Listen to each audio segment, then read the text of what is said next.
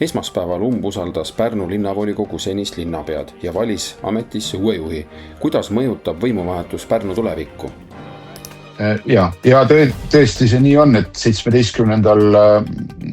augustil esmaspäeval siis toimus Pärnu linnavolikogu istung, kus umbusaldati nüüdseks juba eelmist linnapead Kristel Woltenbergi ja valiti Pärnule uus linnapea.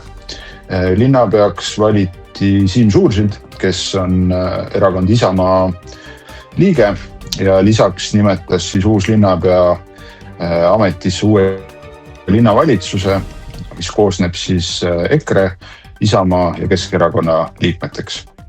EKRE vastutusalasse jääb endiselt nagu varemas linnavalitsuseski linnamajandus ja areng, planeeringud ja paikuse osavalla juhi koht. Eelmise linnapea umbusaldamiseni viis siis võimukriis, mille põhjustas usalduse kaotus linnapea vastu. Meie fraktsioon oli esimene, kes eelmisest koalitsioonist välja astus. Ja nagu ütlesin, selle põhjuseks oligi usalduskriis, mis oli tekkinud lihtsalt linnapea ja linnavalitsuse liikmete vahel. Et jutud, kokkulepped, mis varem olid kokku lepitud, ühel hetkel tema jaoks enam olulised ei olnud.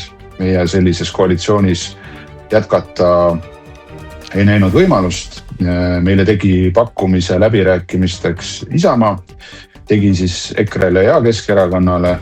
Meie võtsime vastu, ootasime ka Keskerakonna vastust, tuli ka see ja nii me alustasimegi koalitsiooni läbirääkimisi, mis siis päädisidki uue koalitsioonileppe ja ka uue linnavalitsuse ametisse nimetamisega. Mis muutus, varem oli meil 5 partneri vahel võimu teostamine, mis võib-olla ühtemoodi oli pisut keerulisem. Nüüd on 3.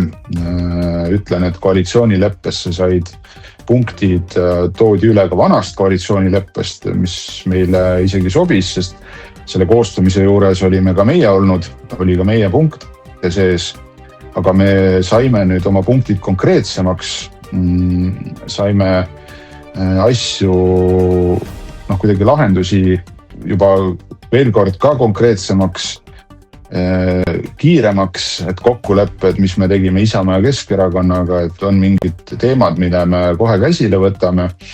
Näiteks tasuta huvihariduse koht igale Pärnu linna lapsele, mis oli küll meil ka vanas koalitsioonileppes sees, aga kui me asja ajama hakkasime, siis üks partneritest ikkagi kuidagi ei suutnud seal kaasa mõelda.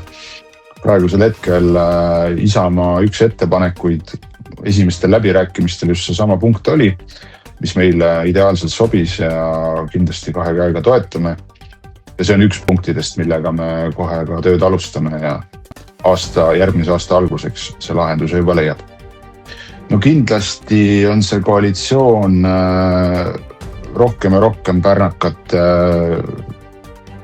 nägu, võib öelda, et tegemist on ikkagi liiduga, kus iga partneri fookus on kindlalt pärnakate heaolu poole, et elu paremaks läheb, sellest ei ole kahtlustki, on vaja pisut kannatust.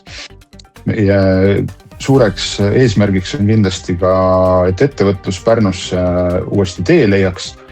Omalt poolt teeme selle jaoks kõik, et see sujuks ettevõtetele ladusalt. Lisaks on meile olulised kohad ka kogukonnad. Pärnu linn koosneb 3 osavallast, kelle identiteeti kindlasti tuleb edasi kanda ja me paneme rohkem ka rõhku linnaosadele, et eks iga linnaosa on oma nägu, omad mõtted, omad tegemised on neil. Ja ega Pärnu on tegelikult ka maakonnakeskus, nii et me paljuski näitame eeskuju ka teistele omavalitsustele Pärnumaal, et mismoodi asju ajada. Me küll kellelegi ette midagi ei kirjuta, aga me oleme kindlasti väga koostööaltid kõigi omavalitsustega, et tervikuna Pärnumaal seda elu ikkagi paremaks teha. Ja nende mõnusate mõtetega Pärnust soovingi kõigile iseseisvuse taastamise aastapäeval.